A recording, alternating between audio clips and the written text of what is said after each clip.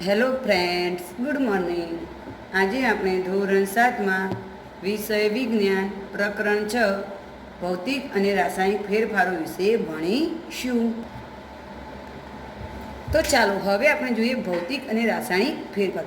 આપણા રોજિંદા જીવનમાં ઘણા ફેરફારો જોવા મળે છે, જેમ કે દૂધમાંથી દહીં બની જવું, આપણે પાણીની અંદર ખાંડ કે સાકર ઓગાળતા હોઈએ, ઘણીવાર દૂધ ખાટી થઈ જાય છે, આપણે કદાચ રબડ હોય તો રબડ ખેંચીએ તો ખેંચાઈ જાય છે. આ બધા ફેરફારો છે.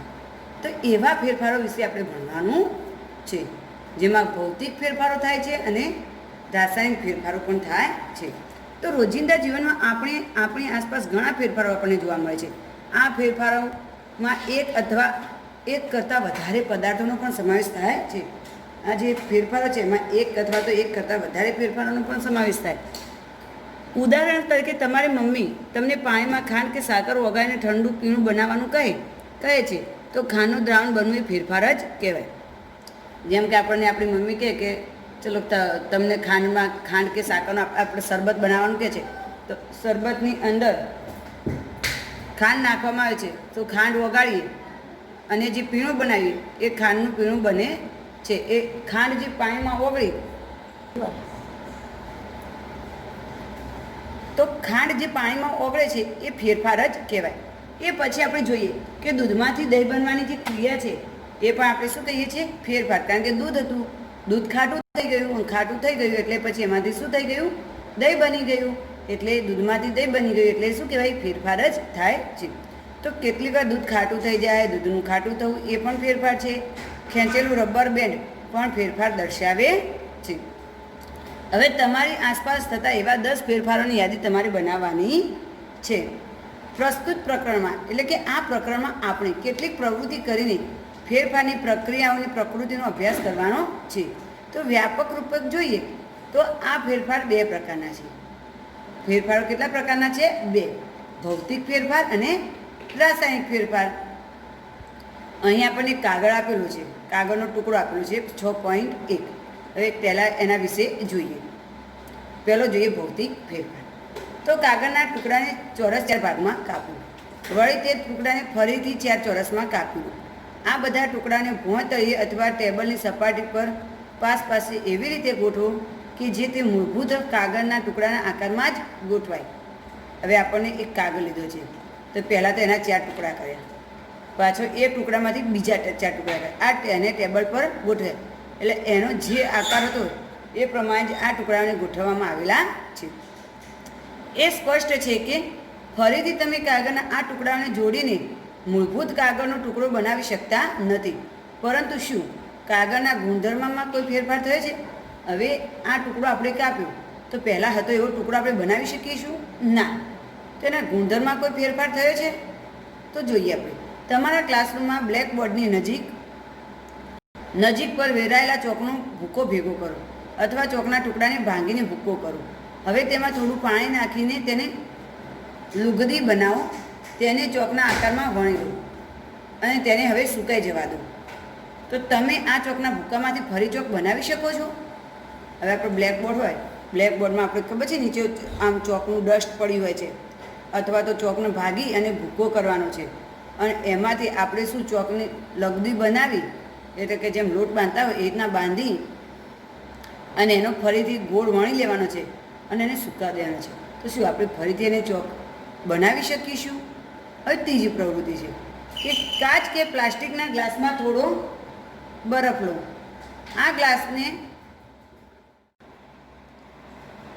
ગ્લાસને સૂર્યના તડકામાં મૂકીને થોડાક બરફને પીગળવા દો. હવે તેમાં બરફ તથા પાણીનું હિમ મિશ્રણ થયેલું જણાશે. હવે આ ગ્લાસને બરફ તથા મીઠાના મિશ્રણમાં ગોઠવી દો. હવે તમારે ધારો કે કાચ કે પ્લાસ્ટિકનો ગ્લાસ લેવાનો છે, એમાં થોડો બરફ નાખવાનો છે અને આ ગ્લાસને સૂર્યના તડકામાં આપણે મૂકીશું. તો બરફનું શું થશે? પીગળી જશે. અને આ બરફ તથા પાણીનું હિમ મિશ્રણ, બરફ અથવા કે એનું પાણીનું જે હિમ મિશ્રણ એટલે કે ઠંડુ થયેલું પાણી છે એ તમને જોવા મળશે. હવે આ ગ્લાસને બરફ તથા મીઠાના મિશ્રણમાં ગોઠવી દો. તો શું પાણી ફરી ઘન બરફમાં ફેરવાઈ જશે? હવે જોઈએ ચોથી પ્રવૃત્તિ 6.4. એક પાત્રમાં થોડું પાણી લઈને તેને ઉકાળો. તમને પાણીની સપાટી પરથી વરાળ ઉપર જતી દેખાય છે. હવે આ ઉકળતા પાણીની વરાળથી થોડીક ઉપર એક વાસણને હેન્ડલ વડે પકડી રાખો. થોડો સમય ઊંધું રાખો. વાસણની અંદરની સપાટીએ જુઓ. શું તમને ત્યાં પાણીના ટપકા બાજી ગયેલા જણાય છે? હવે એક પાત્રમાં આપણે પાણી ગરમ કરવા મૂકવાનું છે. અને પાણીમાં ગરમ થાય એટલે એના પર તો વરાળ નીકળે છે, એટલે આપણે થોડીક ઊંચાઈ પર એક વાસણ પકડી રાખવાનું છે. એ વાસણ તમે જ્યારે પકડી રાખશો ત્યારે ઉકળતા પાણીની વરાળ થોડીક ઉપર એક વાસણને પકડી હેન્ડલ વડે પકડી રાખશો અને વાસણ ઊંધું હશે એટલે વાસણની સપાટી પર તમને પાણીના ટપકા જોવા મળે છે. બીજી પ્રવૃત્તિ 6.5. અગ્નિ જ્યોત સાથે કામ કરવાનું હોવાથી આપણે સાવધાન એટલે કે ધ્યાન રાખવું પડશે. તો વપરાઈ ગયેલી કરવતની પટ્ટીને ચીપિયા વડે પકડો. તેના બીજા છેડાને ગેસ સ્ટવના જ્યોત પર રાખો. થોડી મિનિટો રાહ જુઓ. તો વપરાઈ ગયેલી કરવત એટલે જે લાકડા કાપવાનું આવે છે સાધન, એક પર્વતની પટ્ટી પતરી હોય તો એને આપણે ગેસ સ્ટવ પર ગરમ કરવાની છે. એક છેડાને રાખ પકડવાની છે ચપિયા વડે અને બીજો છેડો ગરમ કરવા મૂકો છે. જોર પર રાખવાની છે. થોડી વાર જુઓ તો શું કરવતની પટ્ટીના રંગમાં કોઈ ફેરફાર જણાય છે? આ કરવતની પટ્ટી ગરમ થશે એટલે લાલ ચોર થવામાં લાલ ઘૂમ થશે. તો આમાં કરવતની પટ્ટીમાં તમને શું જોવા મળશે? ફેર જોવા મળે છે. હવે કરવતની પટ્ટીના છેડાને સ્ટવની જ્યોત પરથી દૂર કરવું. થોડા સમય પછી તે છેડાનું ફરી અવલોકન કરવું. તો શું તે ફરી પ્રથમ જેવા કારણમાં આવી ગયું? ઠંડો પડતા હતો એનો એવો પાછો રંગ આવી જાય છે. તો પ્રવૃત્તિ 6.1 તથા 6.2માં તમે જોયું કે કાગળ તથા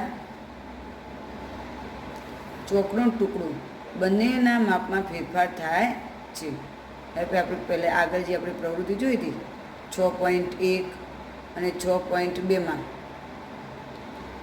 શું થયું? માપમાં ફેરફાર થાય છે. જ્યારે પ્રવૃત્તિ 6.3 તથા 6.4માં બંનેમાં પાણીની અવસ્થા ઘનથી પ્રવાહી અને વાયુથી પ્રવાહીમાં ફેરવાય છે. બરફ હતો ઘન પદાર્થ હતો, બરફને ગરમીમાં રાખ્યું એટલે શું થઈ ગયું? પ્રવાહી થઈ ગયું. અને એને જ્યારે ગરમ કરવામાં આવ્યું તો એ શું થઈ ગયું? વાયુ. એટલે ઘનમાંથી પ્રવાહી અને વાયુ બંનેમાં ફેરવાય છે. જ્યારે પ્રવૃત્તિ 6.5 દર્શાવે છે કે ગરમીને લીધે કરવતમાં રંગ પરિવર્તન થાય છે. જ્યારે લોખંડનું કરવત હતું એને ગરમી આપવામાં આવ્યું તો એ ગરમ થઈ ગયું. તો ગરમીના લીધે કરવતના રંગમાં પરિવર્તન જોવા મળ્યું છે. આમ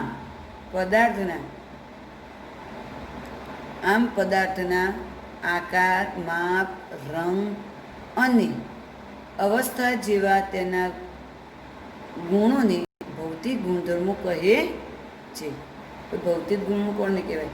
કે પદાર્થનો આકાર, માપ, રંગ અને અવસ્થા જેવા તેના ભૌતિક ગુણધર્મો હોય છે. ભૌતિક ગુણધર્મોમાં શું હોય? આકાર, માપ અને રંગ. એવા ફેરફારો કે જેમાં પદાર્થના ભૌતિક ગુણધર્મોમાં ફેરફાર થાય તો તેને ભૌતિક ગુણધર્મો કહેવામાં આવે છે. ભૌતિક ગુણધર્મની વ્યાખ્યા છે કે એવા ફેરફાર કે જેમાં પદાર્થના ભૌતિક ગુણધર્મોમાં ફેરફાર થાય તો તેને આપણે ભૌતિક ફેરફાર કહીએ છીએ. તો ભૌતિક ફેરફાર સામાન્ય રીતે પ્રવૃત્તિ હોય છે. આવા ફેરફારોમાં નવા પદાર્થનું નિર્માણ થતું નથી. તો ભૌતિક ફેરફારોમાં સામાન્ય રીતે પ્રતિવર્તી હોય છે અને આવા ફેરફારોમાં નવા પદાર્થનું નિર્માણ થતું નથી. તો હવે આપણે બીજા પ્રકારના ફેરફારને ધ્યાનમાં લઈએ. હવે આપણે બીજો પ્રકાર જોઈએ, રાસાયણિક ફેરફાર. 6.2 રાસાયણિક ફેરફાર. હવે રાસાયણિક ફેરફાર કેવી રીતે થાય છે? તો જેમ કે લોખંડને કાટ લાગવો જેવા ફેરફારોથી તમે પરિચિત હશો. હવે અત્યારે તમે જોજો લોખંડની કાટ લાગતો હોય તો ચોમાસાની સિઝનમાં તમને વધારે જોવા મળે કે લોખંડની વસ્તુ હોય તો તરત જ એને પાણી વારંવાર અડવાથી કાટ લાગે છે. તો લોખંડના ટુકડાને થોડા દિવસ સુધી ખુલ્લો મૂકી દેતા તેની સપાટી પર કથ્થઈ રંગનું સ્તર બની જાય છે. આ પદાર્થને કાટ કહે છે અને આ પ્રક્રિયાને કાટ લાગવાની પ્રક્રિયા કહે છે. લોખંડનો ટુકડો છે એને થોડા દિવસ સુધી ખુલ્લો મૂકી દેવામાં આવે તો તેની સપાટી પર કથ્થઈ રંગનું સ્તર જોવા મળે અને એ પદાર્થને આપણે કાટ કહીએ છીએ. આ પ્રક્રિયા જે બને છે એ પ્રક્રિયાને આપણે કાટ લાગવાની પ્રક્રિયા કહીએ છીએ. તમે તમારી જાળી હોય, જાંપો હોય કે ઘરમાં એ કોઈ લોખંડની વસ્તુ હોય તો થોડી વાર પલટશે તો તરત જ તમને એના પર કથ્થઈ જેવું પડ જોવા મળશે. એને આપણે શું કહીએ છીએ? કાટ.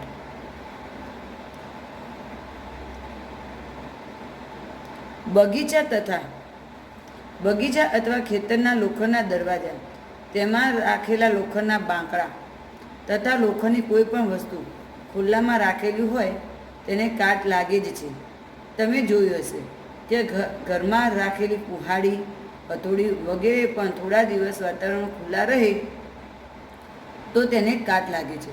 હવે આપણા ઘરના બગીચો હોય કે બગીચાનો બાંકડો હોય, બગીચાનો દરવાજો હોય કે ખેતરનો દરવાજો હોય, ખુલ્લી જગ્યામાં તેને તરત જ કાટ લાગે.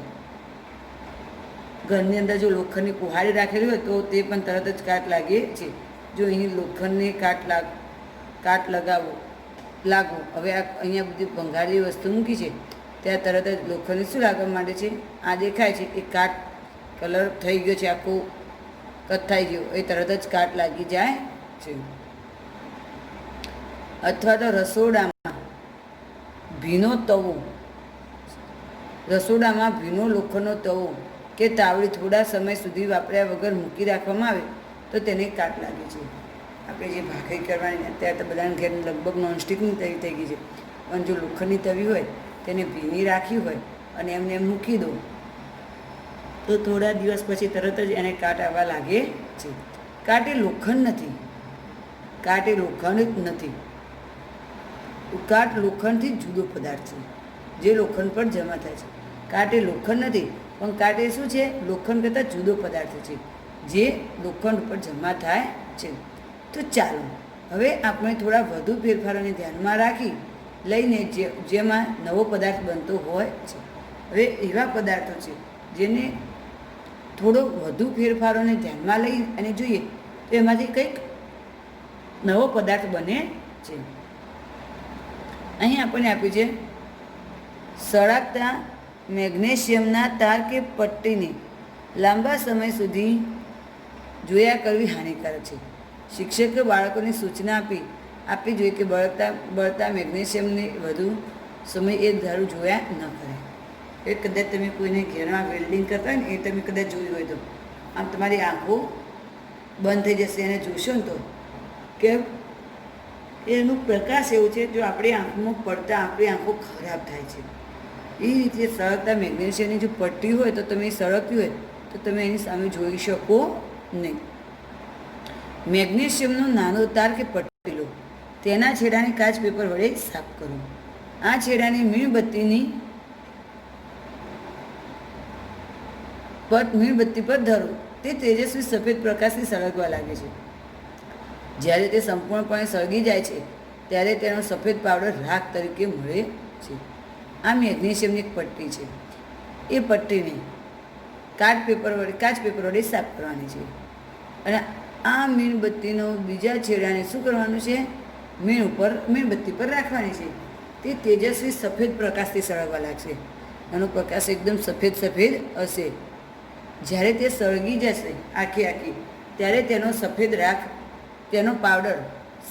પાવડર પડે છે. શું આ રાખ મેગ્નેશિયમ જેવી જ દેખાય છે? શું કહે છે કે આ રાખ મેગ્નેશિયમ જેવી હોય છે? આ ફેરફારને નીચે મુજબના સમીકરણ વડે આપણે રજૂ કરી શકીએ. મેગ્નેશિયમને કહેવાય Mg પ્લસ ઓક્સિજનને O2.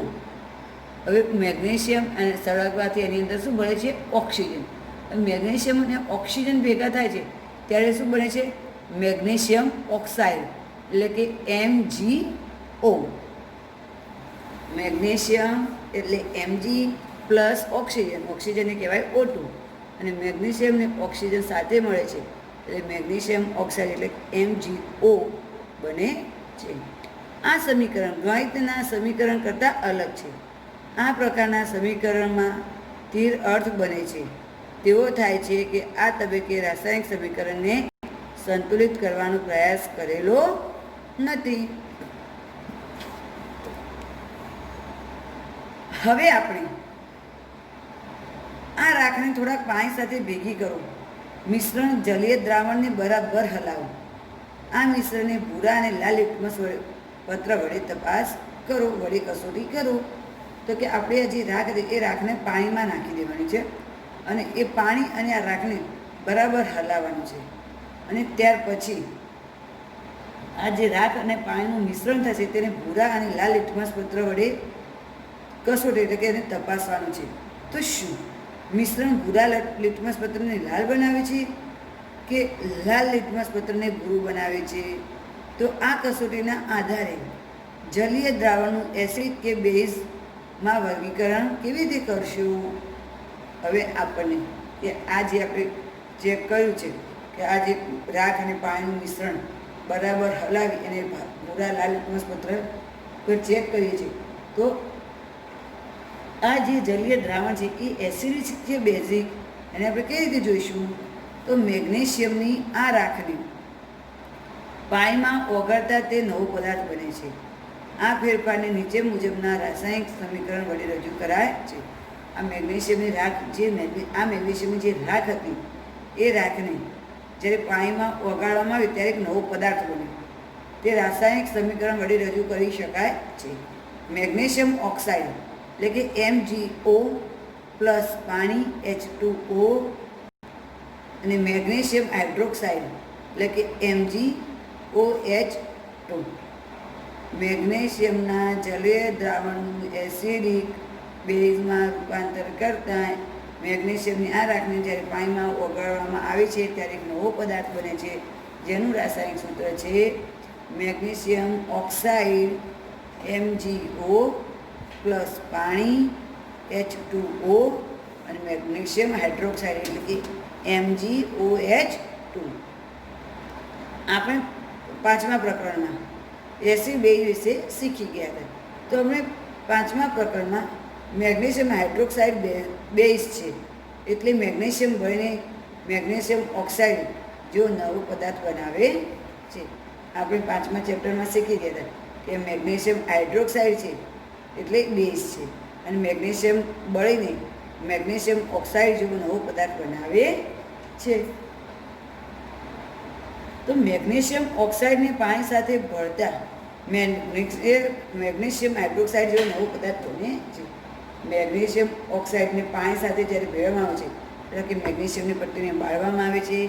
બળેલી પટ્ટીની રાખ એકદમ સફેદ અને તેજસ્વી હોય છે. એ રાખને પાણી સાથે મિશ્રણ કરવામાં આવે છે અને એ મિશ્રણ થયેલા પદાર્થને રાખ જલીય દ્રાવણને મિશ્રણ થયેલા જલીય દ્રાવણને લાલ અને ભૂરા લિટમસ પત્ર પર ચેક કરવામાં આવે છે ત્યારે એ મેગ્નેશિયમ હાઇડ્રોક્સાઇડ બેઝ બને છે અને તેમાં એક નવો પદાર્થ બને છે મેગ્નેશિયમ ઓક્સાઇડ. પાણી સાથે ભળતા મેગ્નેશિયમ હાઇડ્રોક્સાઇડ જેવો નવો પદાર્થ બને છે. હવે જોઈએ 6.7. કાચના ગ્લાસમાં કે બીકરમાં અડધો કપ પાણી ભરીને તેમાં લગભગ 1 ચમચી કોપર સલ્ફેટ નાખીને તેનું દ્રાવણ બનાવો. હવે કાચનો એક ગ્લાસ લેવાનો છે અને બીકર લેવાનું છે. એમાં અડધો કપ પાણી ભરીને તેમાં લગભગ 1 ચમચી કોપર સલ્ફેટ એટલે કે મોર થૂતું નાખીને તેનું દ્રાવણ બનાવવાનું છે. આ દ્રાવણ થોડા ટીમ્પા મન સલ્ફ્યુરિક એસિડના પણ નાખવાના છે. તમને વાદળી રંગનું દ્રાવણ જોવાનું છે. પાણી હતું, પાણીની અંદર થોડું કોપર સલ્ફેટ નાખ્યું અને આ કોપર સલ્ફેટના દ્રાવણમાં થોડાક ટીપા મંદ સલ્ફ્યુરિક એસિડ નાખ્યું. હવે તમને વાદળી રંગનું જોવા મળે છે. તેમાંથી નમૂના રૂપે થોડુંક દ્રાવણ કસ નહીં કે કાચની બાટલીમાં સાચવું. હવે આપણે થોડુંક દ્રાવણ લઈ અને કાચની નળી કો તો એક બોટલમાં રાખવાનું છે અને થોડુંક કાચની બોટલ અને બાકી રહેલા દ્રાવણમાં લોખંડની ખીલી કે વપરાયેલી સેવિંગ કરવાની બ્લેડ મૂકવું. હવે જે બાકી રહેલું દ્રાવણ છે થોડુંક આપણે અલગ રાખ્યું છે અને બીજું થોડુંક દ્રાવણ છે એની અંદર કાં તો લોખંડની ખીલી કાં તો આપણે જે સેવિંગ એટલે કે જે તેની દાઢી કરવાની જે બ્લેડ આવે છે એ બ્લેડ મૂકવાની છે. લગભગ અડધા કલાક સુધી રાહ જુઓ. હવે દ્રાવણનો રંગ જુઓ અને તેને માટે રાખેલા દ્રાવણના રંગ સાથે સરખાવો અને તેને બાજુમાં સાચવીને મૂકી દો. તો આપણે જો અહીંયા આપણને આપેલું છે પહેલાં આ કોપર સલ્ફેટવાળું દ્રાવણ છે, પાણી લીધું છે, એની અંદર કોપર સલ્ફેટ નાખ્યું છે અને થોડું નોન સલ્ફ્યુરિક એસિડ નાખ્યું છે અને જેના કારણે એનો રંગ વાદળી કલરનો થઈ ગયો છે. એને આપણે એક બોટલમાં લઈ લીધું છે અને હવે થોડુંક બાકીનું બચેલું પાણી એની અંદર આપણે એક બ્લેડ નાખ્યું. બ્લેડ નાખવાથી આ પાણી આયર્ન સલ્ફેટ એટલે કે પાણી તમને લીલું દેખાય છે. આમ લોખંડ સાથે પ્રક્રિયા બાદ કોપર સલ્ફેટના રંગમાં આવતું પરિવર્તન જોવા મળે છે.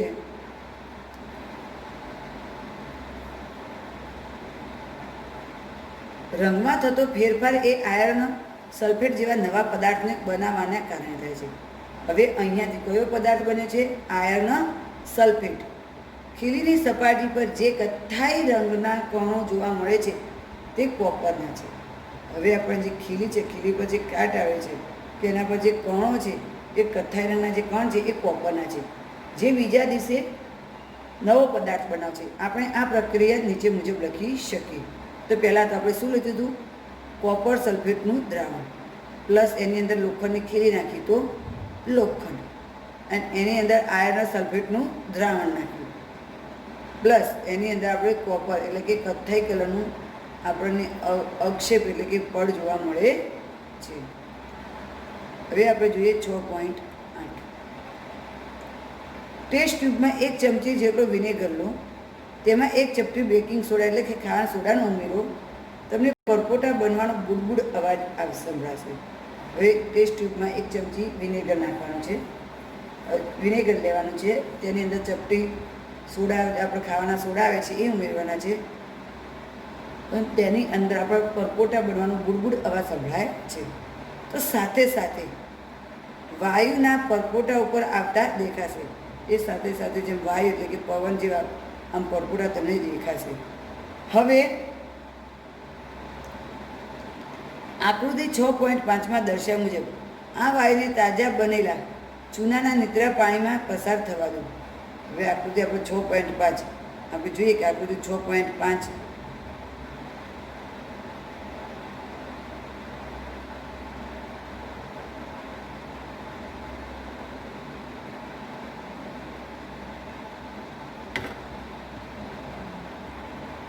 અહીં આપણે જોઈએ આકૃતિ 6.5. અહીં તમને પરપોટા દેખાય છે, બુડબુડ છે. અહીં આપણને એક બોટલ લીધી છે, એમાં વિનેગર પ્લસ બેકિંગ સોડા એટલે કે ખાવાના સોડા નાખ્યા છે. એટલે એમાંથી પરપોટા જેવું બુડબુડ અવાજ આવે છે અને વરાળ સાથે એ એક નળી ગોઠવી છે. નળીમાંથી એ બીજા પાત્રમાં આવે છે જે ચૂનાના નીતરે પાણીમાં આવે છે અને ચૂના નીતરાના પાણીમાંથી વાયુ પસાર કરવાની આ ગોઠવણી છે.